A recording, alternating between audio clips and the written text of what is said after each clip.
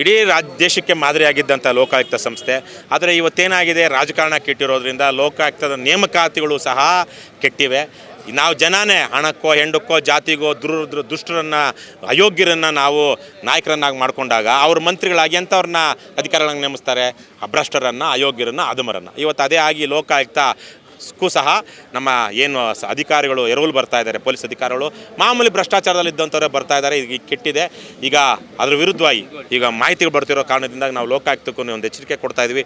ಸರಿ ಮಾಡಿ, ಇದು ಲೋಕಾಯುಕ್ತನೇ ಯಾವುದು ಕಾವಲು ಕಾಯಬೇಕಾಗಿರುವಂಥ ವಾಚ್ ಡಾಗ್ ಸಂಸ್ಥೆನೇ ಭ್ರಷ್ಟಾಚಾರವನ್ನು ನಿಲ್ಲಿಸಬೇಕಾಗಿರುವಂಥ ಸಂಸ್ಥೆನೇ ಭ್ರಷ್ಟಾಚಾರದಲ್ಲಿ ಮುಳುಗಿದ್ರೆ ಜನ ಎಲ್ಲಿಗೆ ಹೋಗಬೇಕು, ಜನರ ಪಾಡೇನಾಗಬೇಕು? ಹಾಗಾಗಿ ಇವತ್ತು ಕರ್ನಾಟಕ ರಾಷ್ಟ್ರ ಸಮಿತಿ ಪಕ್ಷ ನೋಡಿ, ಇವತ್ತು ಕಾಂಗ್ರೆಸ್ನ ಒಬ್ಬ MLA ಮಾತಾಡಿಲ್ಲ, ವಿರೋಧ ಪಕ್ಷದ BJP JDSನವ್ರು ಯಾರು ಮಾತಾಡಲ್ಲ.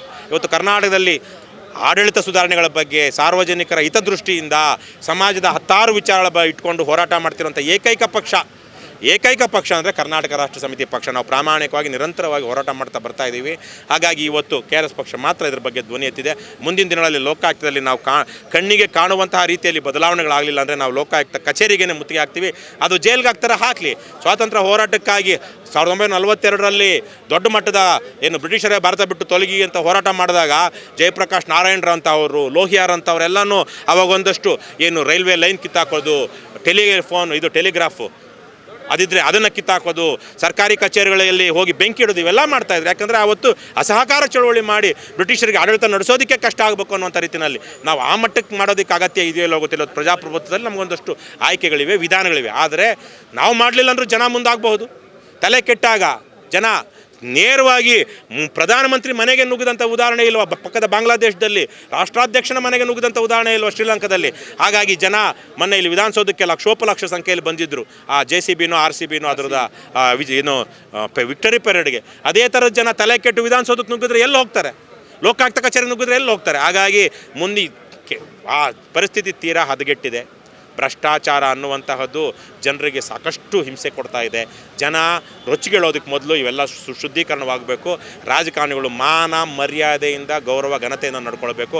ಅಧಿಕಾರಿಗಳು ನಾವು ಸರ್ಕಾರಿ ನೌಕರರು, ಅಂದರೆ ಜನರ ಕೂಲಿಗಳು, ನಾವು ಜನರ ಕೆಲಸ ಮಾಡೋದಕ್ಕಿರೋದು. ಹಾಗಾಗಿ ಸಂವಿಧಾನ ಏನು ಹೇಳುತ್ತೆ, ಕಾನೂನು ಏನು ಹೇಳುತ್ತೆ, ಅದರ ಪ್ರಕಾರವಾಗಿ ನಾನು ಪ್ರಾಮಾಣಿಕವಾಗಿ ಕೆಲಸ ಮಾಡ್ತೀನಿ ಅಂತ ಅಧಿಕಾರಿಗಳು ಹೆಣ್ಣಾಗಲಿ ಗಂಡಾಗಲಿ ಕೆಲಸ ಮಾಡಬೇಕು.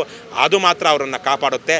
ಇಲ್ಲ ಅಂದರೆ ದೇಶದಲ್ಲಿ, ರಾಜ್ಯದಲ್ಲಿ, ಸಮಾಜದಲ್ಲಿ ಅರಾಜಕತೆ ಉಂಟಾಯಿತು ಅಂದರೆ ಜಿಸ್ಕಿ ಲಾಠಿ ಉಸ್ಕಿ ಭೈನ್ಸ್ ಅಂತ ಆಯಿತು ಅಂದಾಗ ಜನರ ರೋಷ ಅವ್ರ ರಟ್ಟೆಗೆ ಬಂತು ಅಂದರೆ ಏನಾಗುತ್ತೆ ಹೇಳೋದಕ್ಕಾಗೋದಿಲ್ಲ. ಇದೊಂದು ನಾನು ಒಂದು ರೀತಿಯಲ್ಲಿ ಕಾಲಜ್ಞಾನಿ ಥರ ಭವಿಷ್ಯದ ಎಚ್ಚರಿಕೆ ಕೊಡ್ತಾ ಇದ್ದೀನಿ. ಅರ್ಥ ಮಾಡಿಕೊಂಡ್ರೆ ಸಮಾಜ ಉಳಿಯುತ್ತೆ, ಅರ್ಥ ಮಾಡ್ಕೊಳ್ಳಿಲ್ವ ಇವತ್ತಲ್ಲ ನಾಳೆ ಏನಾದರೂ ಆಗ್ಬೋದು. ಕಮಿಷನರ್ ಅಮಾನತ್ ಮಾಡ್ತಾರೆ, ಇದ್ರ ಬಗ್ಗೆ ನಾನು ಕಂಡ ಹಾಗೆ ಕಳೆದ 2 ವರ್ಷಗಳಿಂದ ಬೆಂಗಳೂರಿನ ಕಮಿಷನರ್ ಆಗಿದ್ದಂಥ ದಯಾನಂದ್ ಅವರು ಇದ್ದಿದ್ದರಲ್ಲಿ ಪ್ರಾಮಾಣಿಕರಿದ್ದರು. ಅವರು ಸಾಕಷ್ಟು ಪಾರದರ್ಶಕವಾಗಿ ಪ್ರೆಸ್ ಮೀಟ್ಗಳೆಲ್ಲ ಮಾಡಿ ವಿಚಾರಗಳನ್ನ ಜನರಿಗೆ ತಿಳಿಸ್ತಾ ಇದ್ದರು. ಮೊನ್ನೆ ನಡೆದಂಥ ದುರ್ಘಟನೆಯಲ್ಲಿ ಅವ್ರದ್ದು ದೊಡ್ಡ ಪಾತ್ರ ಏನೂ ಇರಲಿಲ್ಲ.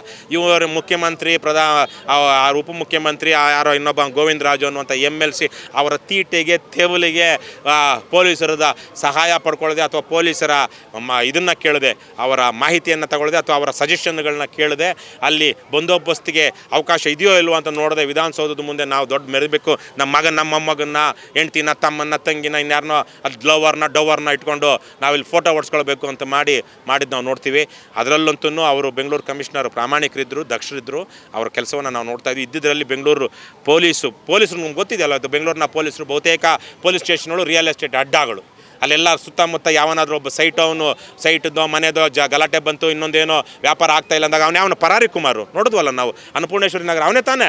ಅದ್ಯಾವುದೋ ಮನೆಯೇ ಸರ್ಕಾರಿ ನೌಕರರ ಮನೆಯೇ ಅವನು ತಗೊಳ್ಳೋದಕ್ಕೆ ಪ್ಲಾನ್ ಹಾಕಿ ಸ್ಕೆಚ್ ಹಾಕಿದ್ದ ಹಲ್ಕ ಅಂತ ಪೊಲೀಸನ್ನೆಲ್ಲ ಇಟ್ಕೊಂಡು ಇವರು ಇದರಲ್ಲಿ ಒಂದಷ್ಟು ಬದಲಾವಣೆಗೆ ಪ್ರಯತ್ನ ಪಡ್ತಾಯಿದ್ರು. ಈಗ ಅಂಥವ್ರನ್ನ ಬದಲಾಯಿಸಿ ಇನ್ಯಾವನೋ ಕದಿಮನ್ನು ತಂದು ಕಮಿಷನರ್ ಮಾಡಿದ್ದಾರೆ. ಇದೆಲ್ಲನೂ ವಿನಾಶಕಾಲ, ವಿಪರೀತ ಬುದ್ಧಿ. ಸಿದ್ದರಾಮಯ್ಯ ಸರ್ಕಾರ ಆಗಲಿ, ಅದು ಹಿಂದೆ ಇದ್ದಂಥ ಬೊಮ್ಮಾಯಿ ಸರ್ಕಾರ ಆಗಲಿ, ಅದರಿಂದ ಇದ್ದಂಥ ಯಡಿಯೂರಪ್ಪ, ಕುಮಾರಸ್ವಾಮಿ ಸರ್ಕಾರ ಆಗಲಿ, ಇವೆಲ್ಲವೂ ಸಹ ಇವತ್ತೊಂದಷ್ಟು ಕೆಟ್ಟಿದೆ ಅಂದರೆ ಮುಂದೆ ಬರುವಂಥ ಅವನಿಗಿಂತ ಅಯೋಗ್ಯ, ಅವನಿಗಿಂತ ಅಧಮ, ಅವನಿಗಿಂತ ಕೆಟ್ಟ ಆಡಳಿತ ಇದೇ ಬರ್ತಾ ಇದೆ. ಇದು ಜನಕ್ಕೆ ನಿಜಕ್ಕೂ ನಾನು ಆಗಲೇ ಹೇಳಿದ ಹಾಗೆ ಎಲ್ಲಿಗೋಗಿ ತಲುಪುತ್ತೋ ಗೊತ್ತಿಲ್ಲ. ನಿಮ್ಮ ದುರ್ನಡತೆ, ನಿಮ್ಮ ದುರ್ವಿಚಾರಗಳು, ನಿಮ್ಮ ದುರಾಡಳಿತ ಇದು ಕೊನೆಗೆ ನಿಮ್ಮ ಬುಡಕ್ಕೇನೆ ಬರುತ್ತೆ. ಆವಾಗ ಹರಕೊಲ್ಲಲ್ ಪರಕಾಯುವನೇ ಅನ್ನುವಂಥ ರೀತಿಯಲ್ಲಿ ನಿಮ್ಮನ್ನು ರಕ್ಷಣೆ ಮಾಡೋದಕ್ಕೆ ಯಾರೂ ಇರೋದಿಲ್ಲ. ಜಾತಿ ಗಣತಿ ಬಗ್ಗೆ KRS ಪಕ್ಷದ ನಿಲುವೇನು? ಈಗ ಸಮಾಜದಲ್ಲಿ ವಿಶೇಷವಾಗಿ ಜಾತಿರಹಿತ ಸಮಾಜವನ್ನು ಕಟ್ಟಬೇಕು. ಆ ಮೂಲಕ ವಿಶೇಷವಾಗಿ ಹಿಂದೂ ಮತದಲ್ಲಿರುವಂಥ ಅಸಮಾನತೆಗಳೆಲ್ಲ ತೊಲಗಬೇಕು. ಎಲ್ಲ ಅವರ ಹಿನ್ನೆಲೆ ಏನೇ ಇರಲಿ ಅವ್ರಿಗೆ ಬೇಕಾದಂಥ ಕೆಲಸವನ್ನು ಮಾಡುವಂಥ ಅವರ ಭವಿಷ್ಯವನ್ನು ಕಟ್ಟಿಕೊಳ್ಳುವಂತಹ ಒಂದು ವ್ಯವಸ್ಥೆ ಆಗಬೇಕು ಅಂತೇಳಿ ನಮ್ಮ ಪೂರ್ವಿಕರು ಭಾಳಷ್ಟು ಹೋರಾಡಿದ್ರು. ಅದೇ ಕಾರಣದಿಂದಾಗಿಯೇ ಕೆಲವೊಂದು ಜಾತಿಗಳು ಕೆಲವೊಂದು ಸಮುದಾಯಗಳು ತೀರಾ ಹಿಂದುಳಿದಿವೆ, ಅವ್ರಿಗೊಂದಷ್ಟು ಶಕ್ತಿ ತುಂಬಬೇಕು ಅಂಥೇಳಿನೇ ಮೀಸಲಾತಿ ಅಂತಹದನ್ನೆಲ್ಲ ತಂದು ಸಮಾಜದಲ್ಲಿ ಒಂದಷ್ಟು ವಿಶೇಷವಾದ ಪ್ರಾತಿನಿಧ್ಯ ಕೊಟ್ಟು ಕೆಲವೊಂದು ಸಮುದಾಯಗಳನ್ನು ಮುಖ್ಯವಾಹಿನಿಗೆ ತರಬೇಕು, ಆರ್ಥಿಕ ಸಾಮಾಜಿಕ ಸಬಲೀಕರಣ ಮಾಡಬೇಕು ಅಂತೇಳಿ ಹಲವಾರು ಯೋಜನೆಗಳನ್ನ ಹಾಕ್ಕೊಂಡು ಬರ್ತಾಯಿದ್ರು. ನಾನಾ ಕಾರಣಗಳಿಂದಾಗಿ ಅದು ಇನ್ನೂ ಹೇಳ್ಕೊಂಡಷ್ಟು ಫಲ ಕೊಟ್ಟಿಲ್ಲ. ಕೊಟ್ಟಿದೆ ಅಂದರೆ ಕೊಟ್ಟಿದೆ, ಇಲ್ಲ ಅಂತೀವಿ ನಾವು, ಪೂರ್ತಿಯಾಗಿ ಅದು ವಿಫಲ ಅಂತ ಹೇಳೋದಕ್ಕಾಗೋದಿಲ್ಲ. ಆದರೆ ಇನ್ನಷ್ಟು ಇವತ್ತು ಏನಾಗಿದೆ, ಎಷ್ಟೋ ಸಂದರ್ಭಗಳಲ್ಲಿ ಆಲ್ರೆಡಿ ಡೆವಲಪ್ ಆಗಿರುವಂತಹ ಅಥವಾ ಮುಂದುವರೆದಿರುವಂಥ ಸಮುದಾಯಗಳಿಗೆ ಅವಕಾಶಗಳು ಸಿಗ್ತಾ ಇರುವಾಗ ಅವಕಾಶಗಳು ಸಿಗದೇ ಇರುವಂಥ ಸಮುದಾಯಗಳೆಷ್ಟು, ಅವರೆಷ್ಟಿದ್ದಾರೆ ಅದನ್ನು ವೈಜ್ಞಾನಿಕವಾಗಿ ನೋಡಿ. ಯಾಕಂದರೆ ಬದಲಾಗ್ತಾ ಇರುತ್ತೆ. ಡೆಮೋಗ್ರಫಿಕ್ಸ್ ಅನ್ನುವಂತಹದ್ದು ನೀವು 25 ವರ್ಷಗಳ ಹಿಂದೆ ಅಥವಾ 50 ವರ್ಷಗಳ ಹಿಂದೆ ಇದ್ದೆ ಯಾವ್ಯಾವ ಜಾತಿಯವರು ಎಷ್ಟು ಜನಸಂಖ್ಯೆ ಇತ್ತು ಇವತ್ತು ಎಷ್ಟಿದೆ ಅಂತ ನಾವು ನೋಡಿದಾಗ ನಮಗೆ ಸಾಕಷ್ಟು ಬದಲಾವಣೆಗಳನ್ನ ಕಾಣಿಸುತ್ತೆ. ವಿಶೇಷವಾಗಿ ಯಾವ ಸಮುದಾಯಗಳ ಜನಸಂಖ್ಯೆ ಜಾಸ್ತಿ ಆಗುತ್ತೆ. ನಾನು ಒಬ್ಬ ವಿಜ್ಞಾನದ ಸಮಾಜದ ವಿದ್ಯಾರ್ಥಿಯಾಗಿ ನಾನು ಕಂಡುಕೊಂಡ ಹಾಗೆ ಎಕನಾಮಿಕ್ಸಲ್ಲಿ ಏನು ಹೇಳ್ತಾರೆ ಅಂದರೆ, ಸಾಮಾಜಿಕವಾಗಿ ಆರ್ಥಿಕವಾಗಿ ಹಿಂದುಳಿದಿರುವಂಥ ಸಮುದಾಯಗಳ ಜನಸಂಖ್ಯೆ ಜಾಸ್ತಿ ಆಗುತ್ತೆ, ಮಧ್ಯಮ ವರ್ಗ ಮೇಲ್ಮಧ್ಯಮ ವರ್ಗದ ಜನಸಂಖ್ಯೆ ಇರುವಂಥ ಸಮುದಾಯಗಳ ಜನಸಂಖ್ಯೆ ಕಡಿಮೆ ಆಗ್ತಾ ಹೋಗುತ್ತೆ ಅಂತ. ಇವತ್ತು SC ST OBC ಅಂತ ನಾವೇನು ಕರಿತಿದ್ದೀವಿ, ಅವರ ಜನಸಂಖ್ಯೆ 60-70 ವರ್ಷದಿಂದ ಇಷ್ಟಿರಲಿಲ್ಲ. ಆದರೆ ಮುಸಲ್ಮಾನ್ ಜನಸಂಖ್ಯೆಯೂ ಇಷ್ಟಿರಲಿಲ್ಲ. ಆದರೆ ಆ ಸಮುದಾಯಗಳಲ್ಲಿ ಅಹಿಂದ ಅಂತ ಏನು ವರ್ಗಗಳಿದೆ, ಆ ವರ್ಗಗಳಲ್ಲಿ ನಿರಂತರವಾಗಿ ಬಡತನ ಮುಂದುವರೆದ ಕಾರಣಕ್ಕಾಗಿಯೇ ಇವತ್ತು ಅಹಿಂದೇತರರ ಜನಸಂಖ್ಯೆಗಿಂತ ಅಹಿಂದ ಜನಸಂಖ್ಯೆ ಜಾಸ್ತಿ ಆಗಿದೆ. ಇದು ವಾಸ್ತವ ಮತ್ತು it's A fact, it's A scientific fact ಇದು. ಸೊ ಹಾಗಾಗಿ ಆದರೆ ಎಷ್ಟಾಗಿದೆ, ಏನಾಗಿದೆ, ಯಾವ ಥರದ ಯೋಜನೆಗಳನ್ನ ಇವತ್ತು ನಾವು ಕೊಡಬೇಕು, ಹಿಂದೆ ಕೊಡ್ತಿದ್ದಂಥ ಮೀಸಲಾತಿ ಸಾಕಾಗುತ್ತಾ, ಸಾಕಾಗಲಿಲ್ಲ ಅಂದರೆ ಏನು ಮಾಡಬೇಕು, ಇದಕ್ಕೆಲ್ಲ ಕೆಲವೊಂದು ಆಗಬೇಕು. ಹಾಗಾಗಿ ಇದನ್ನು ಯಾವ ರೀತಿ ಮಾಡಬೇಕು, ಜಾತಿಗಳ ಮಧ್ಯೆ ವೈಮನಸ್ಯ ಬೆಳೆದ ರೀತಿಯಲ್ಲಿ ಮತ್ತು ಜಾತಿ ವ್ಯವಸ್ಥೆಗೆ ಪ್ರೋತ್ಸಾಹ ಸಿಗದ ರೀತಿಯಲ್ಲಿ ಆಗಬೇಕು. ಆದರೆ ಇವತ್ತು ನಮ್ಮ ಕಡುಭ್ರಷ್ಟ ರಾಜಕಾರಣಿಗಳು, ಜಾತಿಗಳ ಮುಖಂಡರುಗಳು ಮತ್ತು ಜನರು ಅಷ್ಟೇ ಜಾತಿ ಜಾತಿ ಜಾತಿ ಅಂತ ಕೆಟ್ಟ ಭಾವನೆಯಲ್ಲಿ ನೋಡ್ತಾ ಇದ್ದಾರೆ. ಇದನ್ನು ನಾವು ನೋಡಬೇಕಾಗಿರೋದು ಬೇರೆ ರೀತಿಯಲ್ಲಿ. ಹಾಗಾಗಿ ಜಾತಿ ಏನು ಸೆನ್ಸಸ್ಸು 2021ರಲ್ಲಿ ಆಗಬೇಕಾಗಿತ್ತು, ಸೆನ್ಸಸ್ಸು ಇವತ್ತಿಗೂ ಆಗಿಲ್ಲ. ಅವಾಗ ಕೋವಿಡ್ ಅಂದ್ಕೊಂಡು ಮಾಡಲಿಲ್ಲ. ಈಗ ಇವ್ರು ನಾಟಕ ಆಡ್ತಾಯಿದ್ದಾರೆ. ಇವ್ರಿಗೆ ಯಾರಿಗೂ ಚಿತ್ತಶುದ್ಧಿ ಪ್ರಾಮಾಣಿಕತೆ ಇಲ್ಲ. ಅವರ ಜಾತಿಯವರಿಗೆ ಅನ್ಯಾಯ ಆಗುತ್ತೆ ಅಂತ ಅವ್ರ ಜಾತಿ ಮುಖಂಡರೆಲ್ಲ ಬಂದು ಏನಾದರೂ ದುಡ್ಡು ಕೊಟ್ಟರೆ ಅಥವಾ ಇನ್ನೊಂದು ಮಾಡಿದ್ರೆ ವಿರೋಧ ಮಾಡ್ತಾರೆ, ಅಥವಾ ಬೆಂಬಲಿಸಿದ್ರೆ ಬೆಂಬಲಿಸ್ತಾರೆ. ಈ ಥರಕ್ಕೆ ನಾನಾ ರೀತಿ ನಡೀತಾ ಇದೆ.